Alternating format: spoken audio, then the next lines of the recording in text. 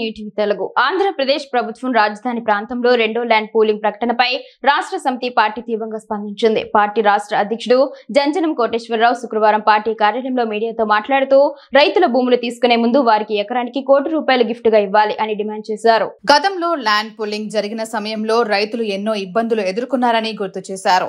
ప్రభుత్వం ప్రకటించిన 1250 గజాల ప్లాట్లు మాత్రమే ఇస్తామంటూ భూములు తీసుకోవడం సరైన విధానం కాదన్నారు. రెండో ల్యాండ్ పూలింగ్ ప్రక్రియలో రైతులను నమ్మకంగా చేసుకోవాలంటే వారిని నష్టపెట్టకుండా ముందుగానే న్యాయమైన పరిపూర్ణ పరిహారం చెల్లించాలని ఆయన సూచించారు.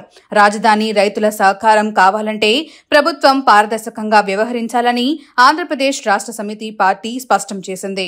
మనకి సెకండ్ పూలింగ్ అని ప్రభుత్వం ఎలా చేసింది, అందుకోసం సెకండ్ పూలింగ్ లో ప్రధాన డిమాండ్ ఏంటంటే ఎకరానికి ₹1 కోటి ఇచ్చి గిఫ్ట్ గా పూలింగ్ తీసుకొని మీరిచ్చే 1250 గజం ఇవన్నీ డెవలప్ చేసి వాళ్ళు ఏంటంటే అమ్ముకొని బతకాల్సిన అవసరంలా, రైతు మీకు పొలం ఇచ్చి వాళ్ళు అమ్ముకొని బతకాల్సిన అవసరంలా, రైతు ఆ ఉండ ప్లాట్ రేటు తగ్గినా పెరిగినా వాళ్ళ ఇబ్బందులు పడతారు. ఈ ఉండ డబ్బులతోటి జీవిస్తారు, 10 మందికి ఉపయోగపడతారు. రైతు అనేవాడు మనసు మంచిది, ఎప్పుడు జనానికి ఉపయోగపడదాం, కష్టపడి పండించి ప్రజలకి అన్నం పెడదాం అనుకునే రైతుకి మంచి జరిగితే ప్రభుత్వానికి మంచి జరిగింది. గత ప్రభుత్వాలాగా చేసి మళ్ళీ మీరు ఆ పరిస్థితి తెచ్చుకోవాలని చూడవద్దు.